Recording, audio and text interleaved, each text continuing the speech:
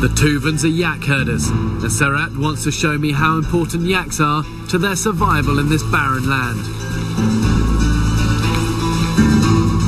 What these guys have done is lasso one of them that they're then going to slaughter. And what I'm going to do is see what I can then get out of that yak that I can use for survival. They don't kill yaks very often, but in the wintertime they'll do it to give them all of the meat and furs that they so depend on. I may not like this, but for these guys it's their livelihood and it's a necessary part of their survival. As their lives depend on them, the Tuvans have enormous respect for their animals, and the kill is achieved in the most humane way that they know. And you see all of the blood coming out of its jugular there. And that really, in an emergency survival situation, is food and life.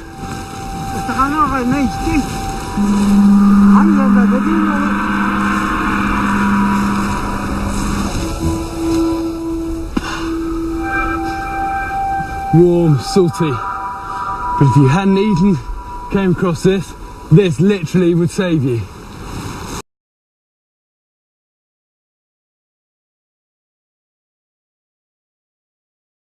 That is so rich in minerals, vitamins, energy, everything you need to survive.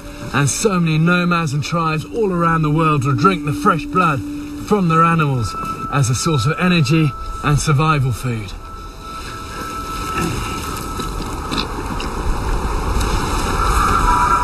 Thanks, Sarat. Sarat's left me to butcher the carcass the Tuvan way. Okay, time to get to business with this.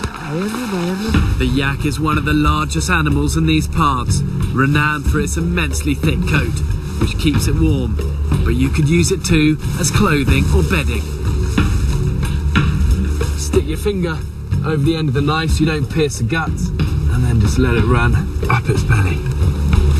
Whenever I've skinned animals before, I've rarely had to deal with the threat of frostbite too. When minus 25 degrees, it becomes another job altogether. You know, the knife is just, touch that with your bare skin, it will just stick to it. And it really becomes just a race against time before this carcass freezes and I freeze. This carcass will freeze solid in 20 minutes, and it feels like I could go the same way. The temperature hasn't risen above minus 25 all day, and every little effort is an ordeal. You know, I'm already starting to lose a feeling in my fingers. You know, the crew have just told me, hurry up!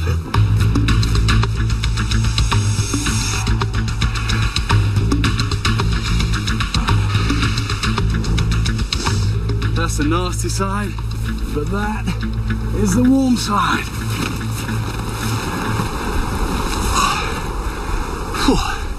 That is gonna make a difference. Okay, now to gut him.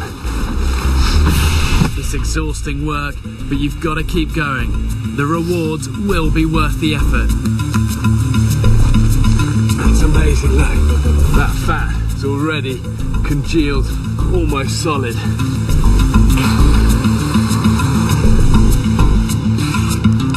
Don't want to even know what that smells like.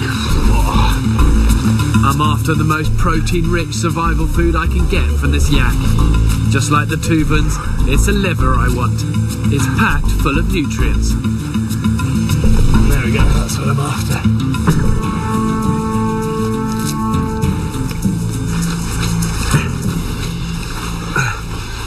There we go, bit of the liver.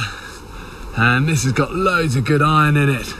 And the Tuvans actually, this cleanses the blood and also lowers cholesterol. But I've never eaten liver raw before and warm.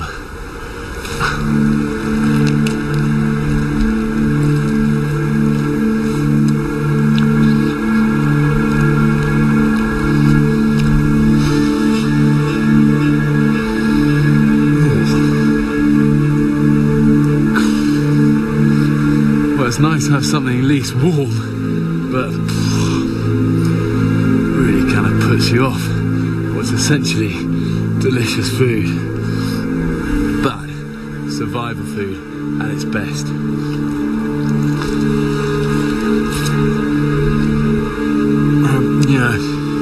awful lot of effort to get to this, but this has got masses of good energy. But really, it's not quite my cup of tea. Right, the last thing I want off this carcass though is another thing the Tuvan said they often eat, which is the eyeball.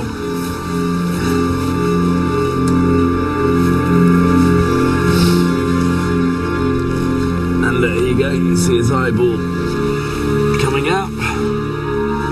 Try not to be squeamish here, because ounce for ounce, eyeballs will give you more protein than a steak. And in the battle for survival, you've got to have a strong stomach. And there you go, you see it there. Looks just like a giant marble. And I have no idea what this is going to taste like.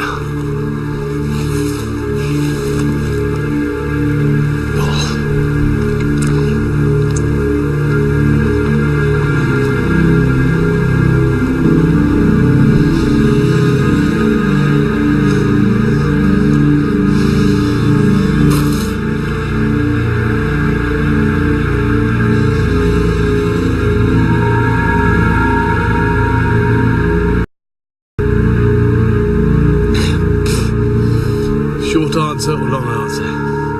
Short. Awful. Oh, it's like an eruption of just cold, fluid, gristle, blood. I've had it with this yak carcass. I'm cold. Feel like throwing up. I'm just going to get moving now.